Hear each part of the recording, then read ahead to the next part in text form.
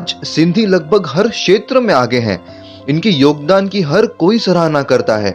आइए जानते हैं सिंधी कम्युनिटी के बारे में कुछ मजेदार चीजें।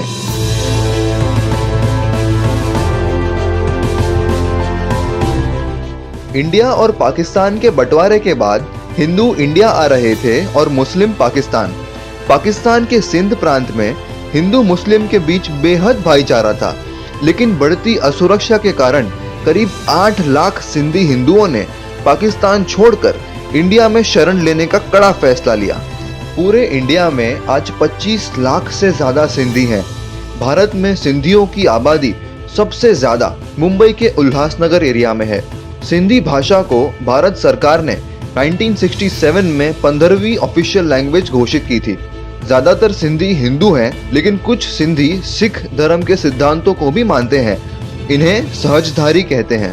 सिंधियों का न्यू ईयर यानी कि चेटी चंड सबसे बड़ा त्योहार होता है।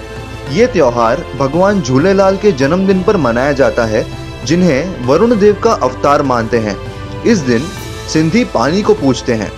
चेटी चंड के अलावा अक्षय तृतीया और तीजरी के अवसर पर भी काफी जश्न मनाए जाते हैं। ज्यादातर सिंधियों का सरनेम ANI से एंड होता है, जिसका अर्थ होता है वंशज।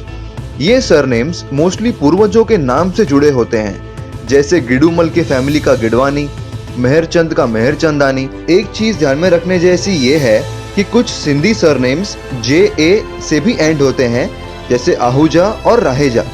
भारत में सिंधियों ने लगभग हर फील्ड में नाम कमाया है, जैसे राम जेठमलानी इंडिया के number 1 lawyer, Pankaj Advani world famous billiards और स्नूकर प्लेयर, निरंजन और Surendra Hiranandani real estate tycoons, Ranveer Singh Bhavnani Bollywood के टॉप एक्टर्स में से एक।